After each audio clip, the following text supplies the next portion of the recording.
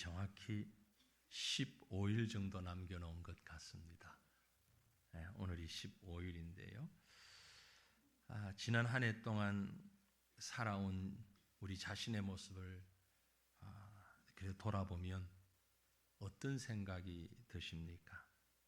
많은 일들을 했고 여러 말도 했고 행동도 하고 듣기도 하고 다양한 활동을 했습니다.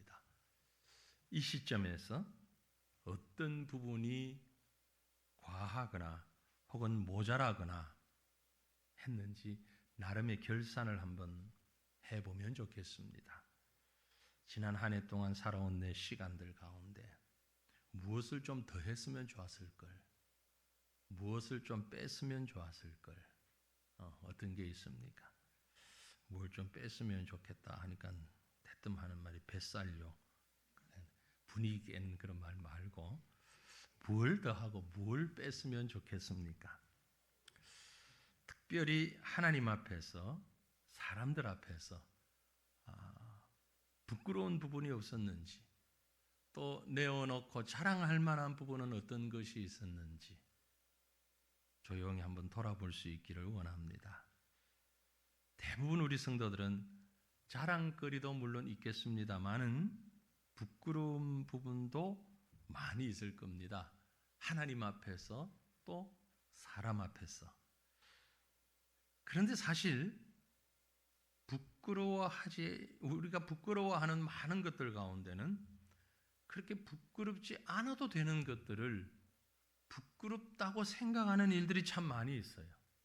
대표적인 게 돈이 없다는 것, 많이 못 배웠다는 것, 그래서 실수를 한다는 것, 이런 약점을 가지고 있다는 것이 약점일 수도 있지만 강점일 수도 있고요.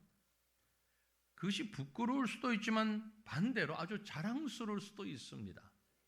그런데 우리는 한쪽 면만 특별히 세상적인 가치관을 가지고 그렇게 생각할 때가 참 많죠. 유명한 사도 바울은 자신이 가진 큰 약점 때문에, 바로 그 약점 때문에 하나님의 은혜와 능력이 자신과 함께 한다는 사실을 깨닫고 그 약함을 드러내고 간증하기에 부끄러워하지 않았습니다. 오히려 자랑스럽게 여겼습니다. 이 말이 여러분 자기의 잘못이나 연약함을 모두 핑계 혹은 절망이라는 방어벽 뒤에 감추어 놓아라는 말이 아닙니다. 분명한 건 잘못과 약점이 우리 생활 가운데, 우리 삶 가운데 늘 부정적인 영향으로만 다가오는 것은 아니다 라는 것을 말씀드리고 있는 겁니다. 인생을 얘기하면서 길흉화복, 예측하기 참 힘든다, 그런 말들을 하지요. 옛날 중국의 준남자라는 책에 인간훈편이라는 글이 있습니다. 다 잘 아시는 얘기인데요. 제목을 얘기하니까 무슨 내가 그런 걸 어떻게 알아? 그렇게 생각하실 텐데, 옛날 중국 북방 요새 근처에 한 노인이 살고 있었습니다. 말 한 피를 가지고 있었는데 어느 날 이 노인의 말이 북방 오랑캐 땅으로 달려가 버리고 말았습니다. 찾아올 수가 없는 거예요. 하나밖에 없는 말인데, 그래서 사람들이 이 노인을 위로합니다. 아이고 애석합니다. 그랬더니 이 노인이 별로 애석한 기색 없이 태연히 하는 말이, 누가 합니까? 이 일이 복이 될지. 아닌 게 아니라 몇 달 지나서 어느 날 그 말이 다른 앞말을 하나 끌고 돌아오는 거예요. 한 마리가 두 마리 됐어요. 아이고 잘 됐다고 동네 사람들이 막 축하를 하니까 이 노인이 또 덤덤하게 하는 말이, 그건 누가 알겠어요? 이게 또 화가 될는지. 그런데 어느 날 말타기를 좋아하는 이 노인의 아들이 그 새로운 말 길들이느라고 타고 어떻게 하다가 그만 말에서 떨어져가지고 다리가 부서지고 말았어요. 마을 사람들이 또 위로를 합니다. 아이고 어떻게 해요? 아들이 그렇게 되었는데. 역시 이 노인은 별 감정의 변동 없이 하는 말이, 누가 알아요? 이 일이 혹 복이 될지. 1년쯤 시간이 지나서 오랑캐가 침입해 오자 마을에 있는 남자 장정들은 다 싸우러 나가서 대부분이 전사했습니다. 그런데 노인의 아들만은 다리가 불구가 된 바람에 전쟁에 나가질 않아서 생명을 건질 수 있었습니다. 이 얘기를 가지고 나온 말이 있죠. 뭐죠? 인간만사 세옹지마다. 인간만사 세옹지마. 복이 화가 되고 화가 복이 되고, 그 변화, 그 뜻은 너무 기뻐서 우리가 겉모습 보고 지금의 모습 보고 청량할 수 없다. 그런 말이죠. 우리는 이 얘기를 신앙적인 자세로 한번 재해석하며 생각할 수 있어야 하겠습니다. 우리 인생이 잘 되는 건지 잘못되는 건지, 잘한 것인지 잘못한 것인지 우리는 쉽게 판단할 수 없습니다. 진정 우리의 인생을 판단하실 분은 하나님 한 분이십니다. 우리 인생의 영광과 부끄러움을 주관하시는 분은 오직 하나님뿐이라는 사실을 믿으시길 바랍니다. 우리 개인의 역사에서도 가정과 국가의 역사에 있어서도 마찬가지인 것입니다. 요즘 저는 이 뉴스를 보면서 그런 생각을 좀 해봅니다. 양쪽으로 갈라져서 목소리 막 높이잖아요. 요즘은 이제 광화문하고 여의도더라고요. 여의도에서는 한 목소리 내는 사람들이 막 모여있고, 광화문에 또 그 목소리 내는 사람들이 막 모여있고, 뭐 자기 주장 생각 가지고 모여서 말하는 것까지는 좋은데 조금 과하다 싶어요. 한쪽에서는 막 잘 됐다고 환호성을 치며 이제 우리가 제대로 된 나라가 됐다고 그러고, 한쪽에서 눈물을 쭉 흘리면서 이 나라 망했다고 막 하다니, 양쪽 다 참 과하다. 참 과하다. 뭐 잘 됐을 수도 있고 잘못됐을 수도 있는데, 지금 우리가 보는 것이 다가 아니잖아요. 내 눈에 보이는 것, 내 귀에 들리는 것, 지금 우리가 경험하는 것이 다가 아닌데 너무 한쪽으로 쏠려 있는 모습이, 우리 인생에 있어서도 마찬가지입니다. 여러분, 지난 2024년 이제 보름 남겨놓은 이 한 해 동안 여러분이 어떤 부분은 너무너무 신나고 좋고 행복한 시간도 있었을 것이고, 그런 주제도 있었을 것이고, 반대로 너무너무 힘들고 어렵고 낙심되는 그런 사건도 있었을 것입니다. 어떤 것은 너무너무 자랑스러운 일도 있었고, 어떤 것은 너무 창피해서 얼굴을 못 들 이런 일도 있었습니다. 하지만 여러분, 우리의 인생은 하나님이 주관하시고 하나님이 판단하신다는 사실을 잊지 마시길 바랍니다. 그렇다고 아무 감정 없이 살라는 얘기는 아닙니다. 우리는 감정 표현할 수 있죠. 하지만 결론은 하나님께 맡기자는 것입니다. 그래서 오늘 우리는 이 한 해를 지나가면서 하나님 보시기에 적어도 부끄러운 인생은 살지 말아야 되겠다. 내가 생각할 때, 사람들이 볼 때도 중요하지만 더 중요한 것은 하나님 보실 때 부끄러운 인생은 살지 말아야 되겠다. 그 어떤 것이 하나님 앞에서 부끄러운 인생인가? 우리가 이것만큼은 기준을 좀 정리하는 것이 필요하지 않겠는가? 이 한 해가 지나가는 이 시점에. 그래서 오늘 이 말씀을 한번 묵상해 보기를 원합니다. 하나님 앞에서 부끄러운 인생, 부끄럽지 않은 인생, 어떤 인생일까요? 로마서는 참 많은 것들을 생각하게 만드는 깊이 있는 말씀들이 참 많습니다. 오늘 우리가 읽었던 본문 말씀도 어쩌면 그 중에 하나일는지 모릅니다. 부끄럽지 않은 인생이 어떤 인생인가? 그건 바로 죄 씻음 받은 인생. 부끄럽지 않습니다. 사랑하는 성도들이요, 한 가지 질문 드립니다. 예수 그리스도의 보혈의 공로로 죄 씻음 받으셨음을 믿습니까? 믿습니까?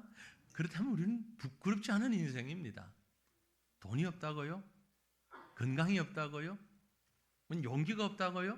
아니요. 그것 때문에 부끄러워하지 마십시오. 죄 용서함 받았으면 우리는 부끄럽지 않은 존재입니다. 하나님 앞에서 죄 용서 받은 인생, 부끄러움을 벗고 기쁨으로 일어날 수 있는 다시 일어날 수 있는 그런 인생입니다. 십자가의 보혈로 죄와 허물을 덮고 씻겨진 인생, 부끄러움을 이미 벗게 됩니다. 이 사실 믿으면 다른 말 더 이상 의미가 없지요. 자, 우리가 본문 말씀 30절에 이런 말씀합니다. 그런즉 우리가 무슨 말을 하리요? 의를 따르지 아니한 이방인들이 의를 얻었으니 곧 믿음에서 난 의라. 하나님 앞에 설 수 있는 자격이 딱 하나 있는데 그게 뭐다? 의라는 것입니다. 의. 이 의로움은 예수 그리스도를 믿는 믿음으로 얻을 수 있는 것입니다. 그래서 믿음에서 난 의라고 얘기했습니다. 믿음이 있으면 의의 자격을 얻고 하나님 앞에 부끄럽지 않게 설 수가 있는 것입니다. 왜냐하면 믿음은 죄의 부끄러움을 씻는, 그래서 용서와 화평을 가져다 주는 능력이 있기 때문에 그렇습니다. 믿음으로 일어선 인생은 부끄러움 대신 찬양할 수 있습니다. 의는 오직 예수 그리스도를 통해서 우리에게 주어진 것인데 이 의를 가진 자는 하나님을 찬양할 수 있어요.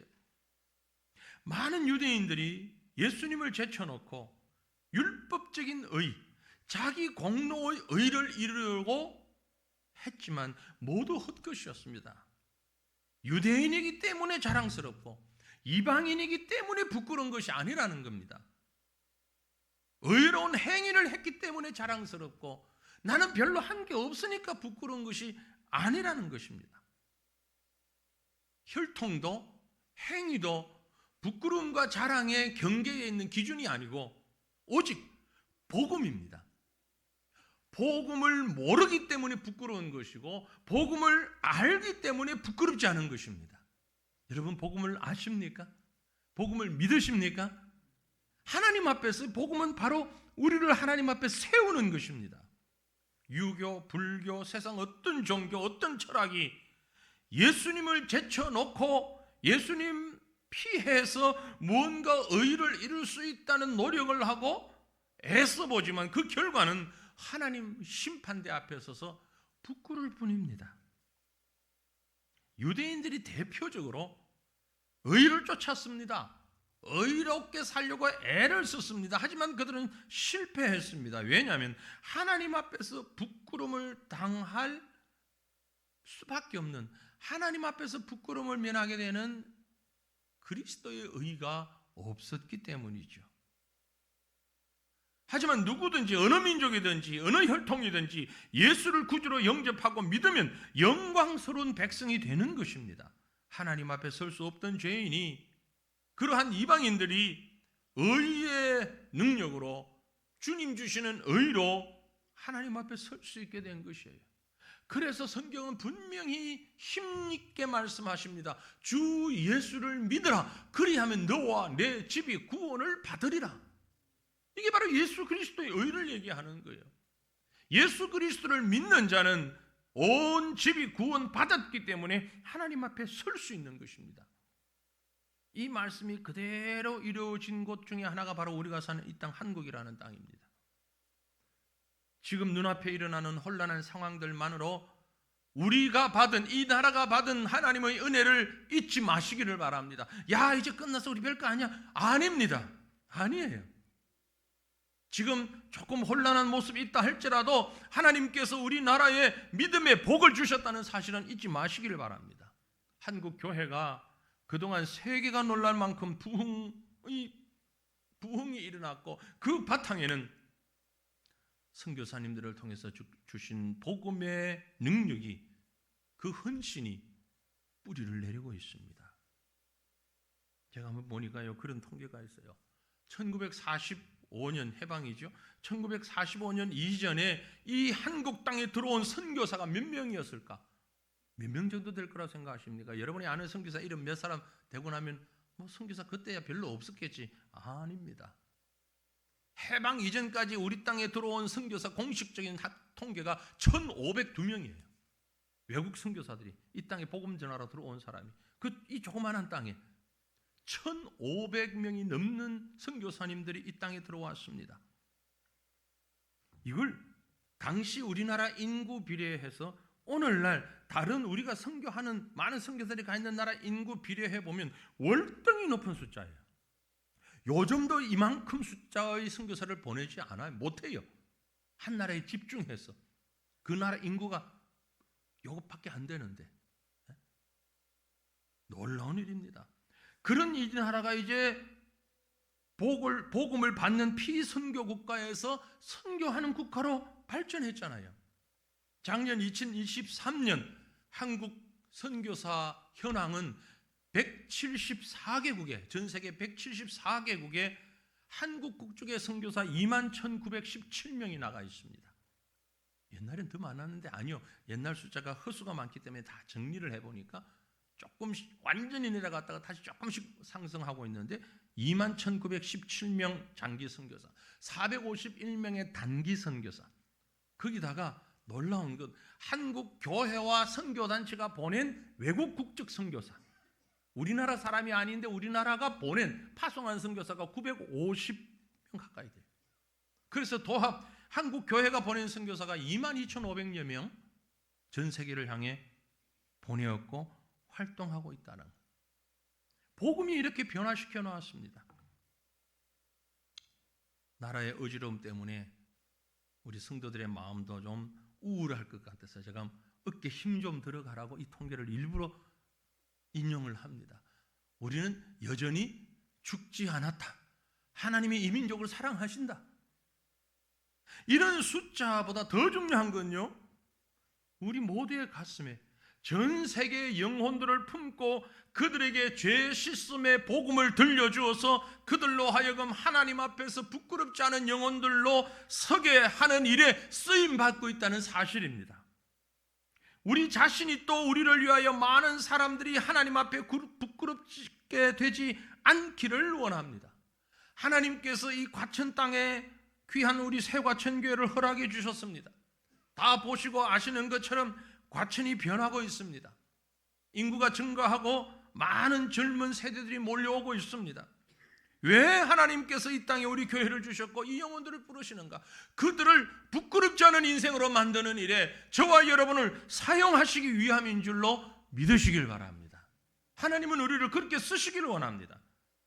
아직도 내 주변에 죄악 가운데 진리를 모르고 가장 부끄러운 모양으로 살고 있는 자들이 너무너무 많은데 심각한 건 그들 스스로 부끄러움을 모르고 있다는 사실이에요.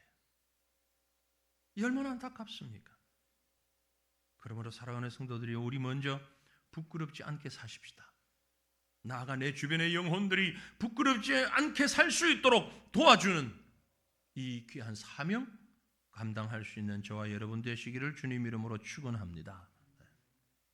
하나님 앞에서 부끄럽지 않은 사람은 또 어떤 사람인가 하니 은혜가 충만한 인생입니다. 은혜가 충만한 인생.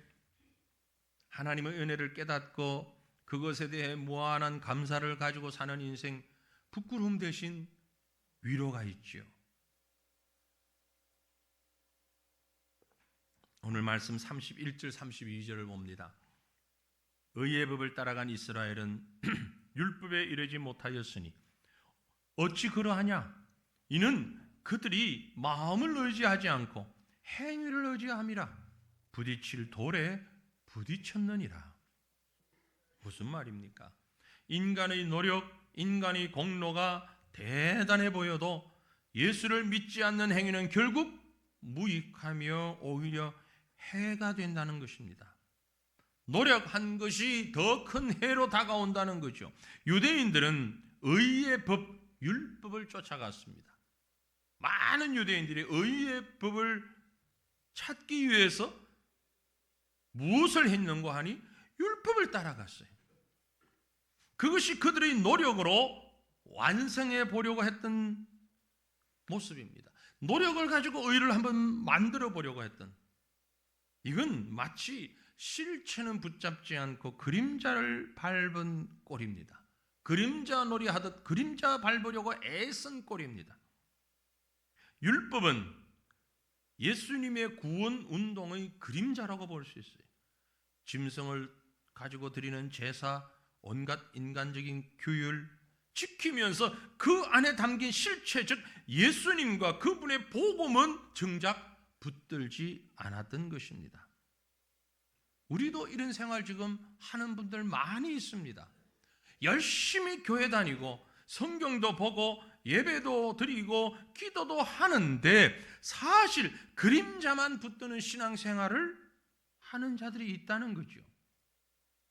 그래서 교회 생활도 하고 성경도 많이 알아가는데 시간이 지날수록 성경을 알아갈수록 경력이 붙을수록 교만해지고 자기 자랑하고 남을 무시하고 세상적인 기준으로 부끄러움과 영광을 나누고 그것을 자랑하고 뭐 없다고 다른 사람을 멸시하고 자기 스스로 보기에는 분명히 잘했는데 그런데 이상하게 하나님께서 그 마음에 기쁨을 주지 않습니다. 중직을 맡고 열심히 헌신하고 충성하고 헌금도 드리고 예배도 드리고 하는데 마음에 행복이 없어요. 기쁨이 없어요. 그렇게 열심히 신앙생활 하는데 왜 행복하지 않습니까? 왜 기쁨도 없고 만족도 없고 감사가 솟지 않습니까? 왜 시간이 지나갈수록 갈등만 남고 상처만 남습니까? 이유가 뭘까요? 한마디로 십자가와 충돌하기 때문입니다. 충돌, 그것은 갈등과 상처의 원인이 되는 것이죠. 십자가 앞에서 겸손히 마음을 열지 않기 때문입니다. 마음을 닫은 상태에서 십자가 부딪히니 충돌하여서 아픔이 남는 거죠. 그 배에서 생수가 솟아나지 않습니다. 겸손 대신 행위를 의지하고 인본주의 잣대로 눈에 보이는 업적을 찾고 사람들이 인정하는 성과를 중심하기 때문이죠. 믿음으로 하지 않고 율법으로 했다라는 말입니다. 우리 한번 돌아보십시다. 나는 하나님 앞에 헌신하는 것을 믿음으로 감당했는가? 아니면 율법으로 감당했는가? 그 열정은 십자가와 충돌할 뿐 기쁨과 감사가 전혀 나타나지 않는 것입니다. 성령은 예수님의 공로가 강조되고 복음이 강조되고 은혜가 강조되고 예수를 향한 믿음이 강조되는 곳에서 역사하십니다. 성령의 역사가 없이는 우리 속에 그런 기쁨이 없는 것입니다. 그러므로 이것은 우리 속에 다시 새겨야 하는, 다시 확인해야 하는 은혜의 자리인 것입니다. 사랑하는 성도들이여, 한 해를 정리하면서 십자가의 은혜로 충만하시기를 바랍니다. 십자가, 그것은 바로 은혜의 자리입니다. 모든 것이 하나님의 은혜입니다. 은혜로 호흡하고 은혜로 움직이고 은혜로 살겠습니다. 이 고백이 바로 십자가의 인생입니다. 우리가 십자가 앞에 서면 넌 죄인이야, 이 정죄하는 목소리보다 너는 죄사함 받았느니라, 이제 은혜로 살아야 할 것이다, 바로 십자가에서 우리를 향해서 주시는 음성인 것입니다. 이 은혜의 복음을 듣게 될 때에 온전한 성도로 믿음의 사람으로 부끄럽지 않은 인생을 살 수 있는 것입니다. 사랑하는 성도들이여, 십자가의 은혜로 충만한 자는 십자가 앞에 나를 내려놓고 내 삶의 주도권을 예수님 앞에 맡기는 자입니다. 어찌 행복하지 않고 어찌 기쁘지 않고 어찌 평안하지 않겠습니까? 무엇이 부끄럽겠습니까? 하나님 앞에 다 내려놓았는데 은혜로 충만하지 못하니 성령의 능력 아닌 내 힘으로 내 능력으로 무언가를 해보려고 하고, 그러니 당연히 힘들고 당연히 고통스럽고 부끄러울 수밖에 없는 것이죠. 금년 한 해 여러분의 삶의 모습은 어떠했습니까? 율법적인 행위에 의지하여 좌충우돌 돌에 부딪히며 아파하고 병들고 십자가와도 충돌하는 부끄러운 모습은 없었습니까? 하지만 이제 남은 우리의 인생의 시간들 은혜에 의지하며 부드러운 물결처럼 문제를 감싸 안고 기쁨으로 하나님 앞으로 나아갈 수 있기를 바랍니다. 이것이 부끄럽지 않은 삶입니다. 이런 삶의 주인공들 되시기를 축원합니다. 하나님 앞에서 부끄럽지 않은 인생은 또한 그래서 이런 결론을 가져올 수 있습니다. 예수님을 자랑하는 인생, 예수님 자랑하십시다. 예수님을 자랑하십시다.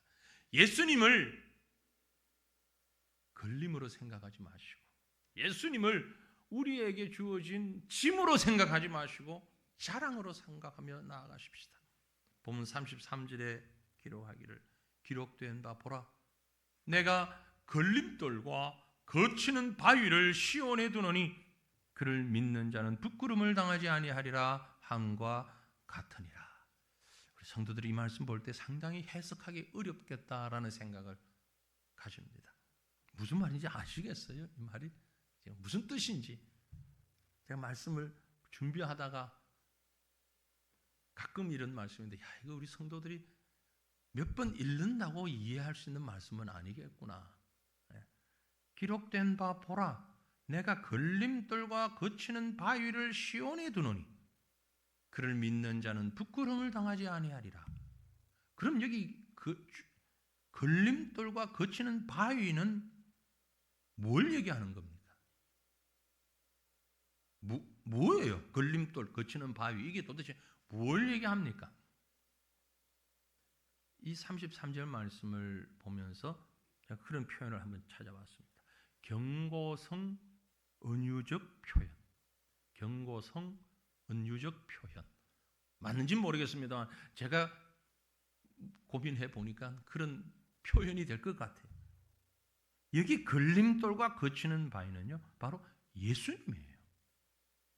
아니, 예수님이 왜 예수를 구주로 믿고 영접하는 일이 율법주의와 인간적인 전통에 익숙한 유대인들에게는 마치 걸림돌과 거치는 바위처럼 거추장스러운 걸림돌이 장애물이 되고 있지만, 그래서 길을 가로막는 바위 같아서 짜증스러운 마음으로 한시라도 빨리 치워버리고 싶은 존재로 예수님을 인식했습니다. 예수님의 반대자들, 유대주의자들. 그들은 표면적으로는 하나님을 경외하고 말씀을 가르치고 듣고 순종하는 것 같았지만 사실 그 내면은 자기 욕심 채우고 인간적인 뜻을 이루어가는 길에 신앙이 오히려 거추장스럽고 장애물처럼 길목을 막는 것처럼 인식을 해서 예수 믿는다는 것이 부끄럽고 별로 이롭지도 못하고 쓸데없는 것이라고 생각을 했기 때문에 당시 유대교 지도자들, 종교 지도자들은 예수님을 제거하려고 애를 썼습니다. 이 걸리적거리는 거 빨리 치워버리려고. 그래서 십자가에 못 박아 죽이는 실수까지, 죄악까지 범했던 것이죠. 그들에게 있어서는 빨리 이걸 치워내야 되는 것이기 때문에. 그들이 하나님을 몰랐던 것 아닙니다. 메시아를 몰랐던 것 아닙니다. 다 압니다. 그런데도 걸림돌과 거치는 바위처럼 생각했어요. 그런데 하나님은 그걸 일부러 거기 두셨다는 거죠. 왜? 시온에 두었다고요. 그것을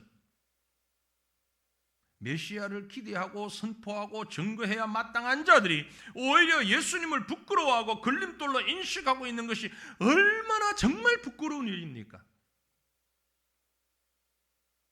정말 우리가 피해야 할 큰 부끄러움은요, 주님을 거치는 돌로 생각하고 있지는 않은가라는 겁니다.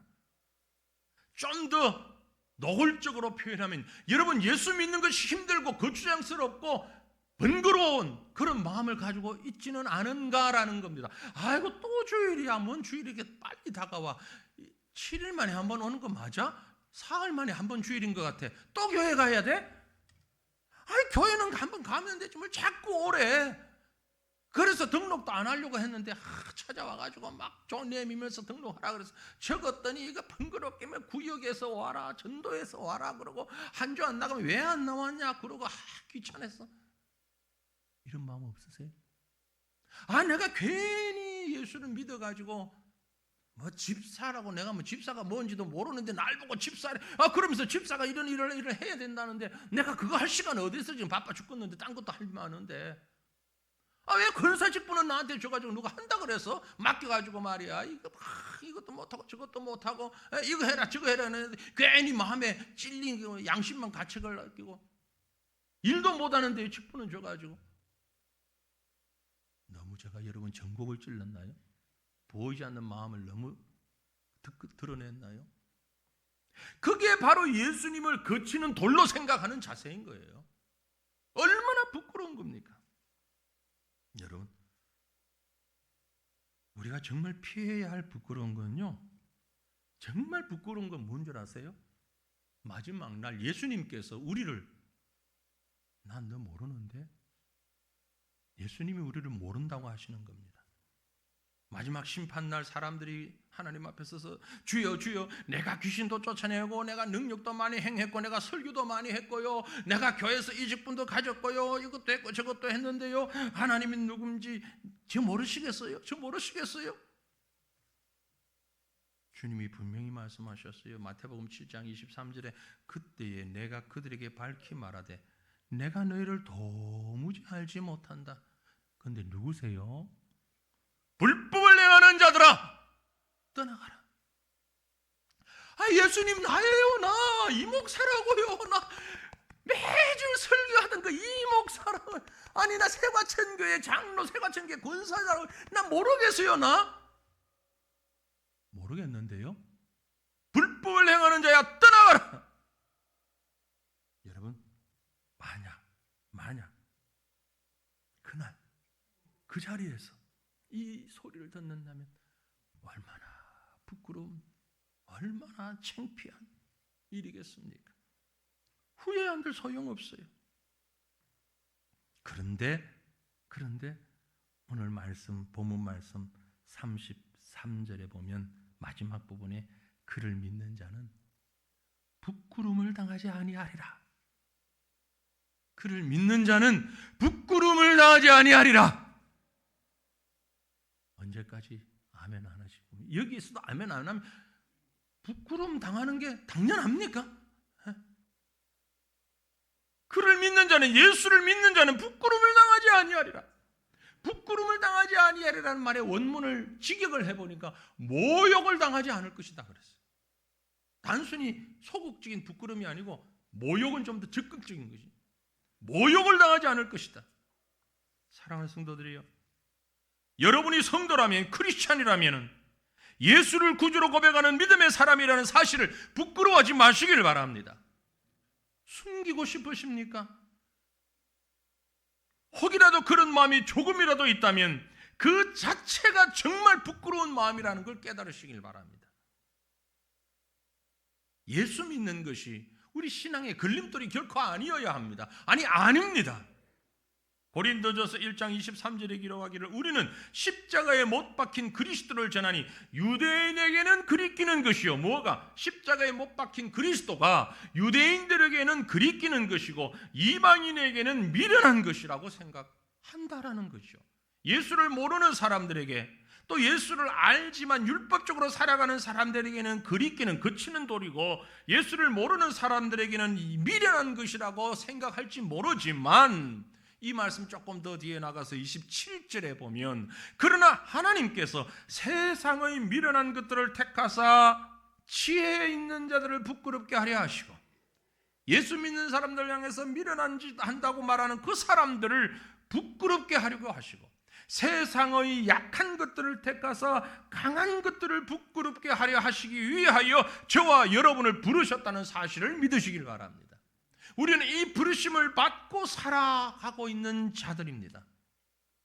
세상의 불신자들이 성경도 믿음도 불필요한 것이고 그리끼는 것이고 거추장스러운 것이고 걸리는 돌이라고 생각하고, 믿음을 가지고 사는 우리를 미련한 자라고 폄하하고 욕하고 무시할지라도 여러분, 조금 더 위축되거나 그 사람들 앞에 부끄러워하거나 숨기려고 하지 마십시오. 십자가를 따르는 믿음과 헌신의 삶을 살아가는 성도의 모습은 예수님의 자랑이 되고, 우리는 그 예수님을 자랑하며 살아가야 할 것입니다.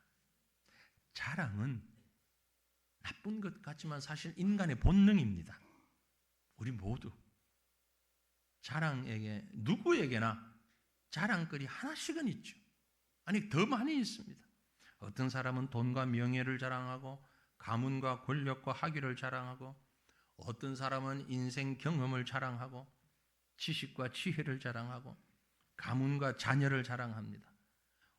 오죽 자랑할 게 없으면 유명한 사람하고 찍은 사진 한 장 들고 그것도 자랑하고 그것 가지고 교만할까요? 하지만 여러분, 우린 정말 자랑해야 할 것이 있습니다. 무엇을 자랑해야 합니까? 성경은 말씀합니다. 고린도서 10장에 자랑하는 자는 주 안에서 자랑할지니라.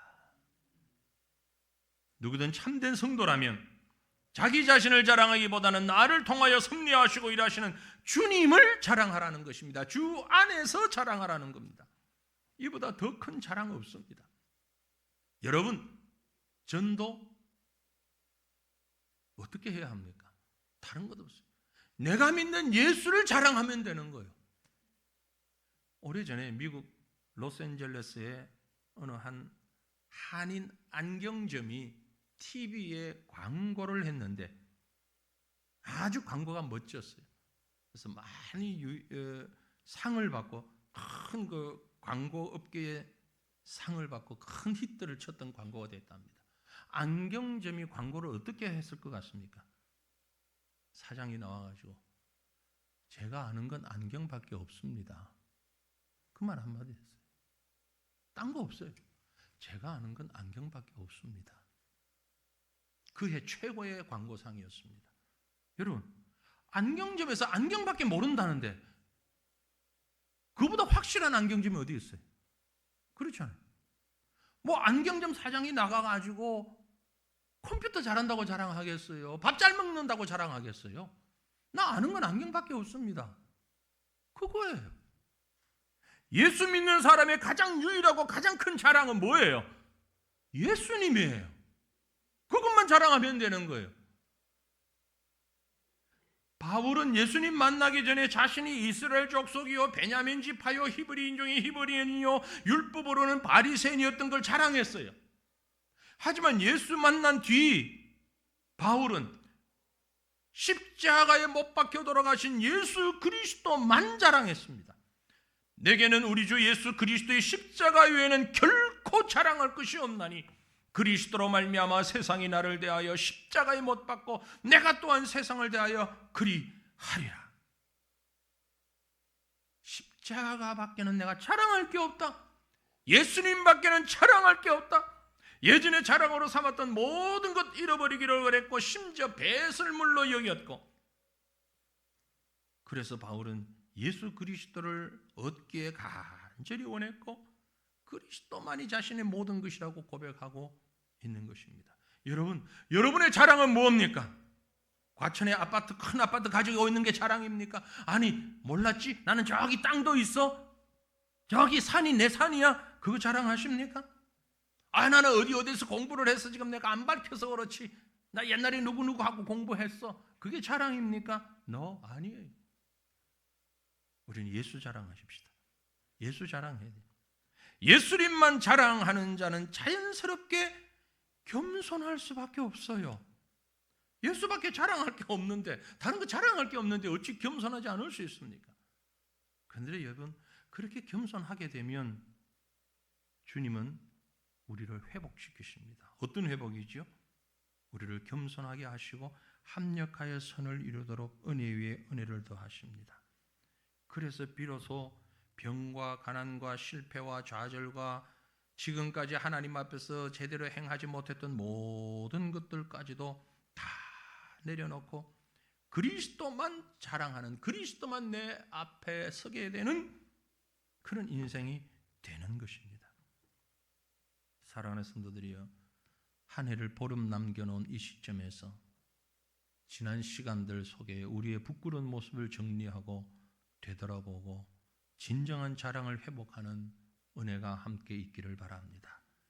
우리 각자 예수님이 자랑이 되고 예수님의 자랑거리도 되고 예수님이 우리를 자랑할 때 우리는 예수님만 자랑하는 자로 변화되어질 것입니다.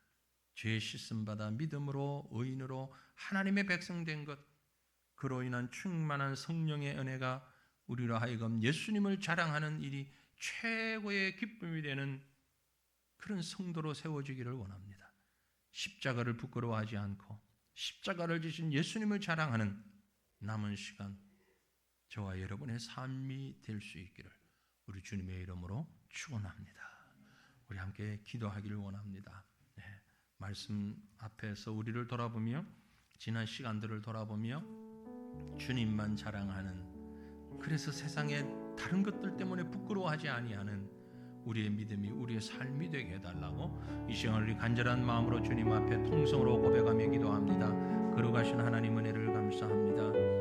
귀한 말씀 가운데서 우리를 보게 하시고 우리를 살피게 하시고 이 말씀 앞에서 우리의 심령을 다시 주님 앞에 세우게 하시니 감사합니다. 정녕 부끄러워해야 할 것이 무엇인지, 무엇을 자랑하는 인생을 살아야 할지 우리가 돌아봅니다. 아버지 하나님, 오직 예수 그리스도만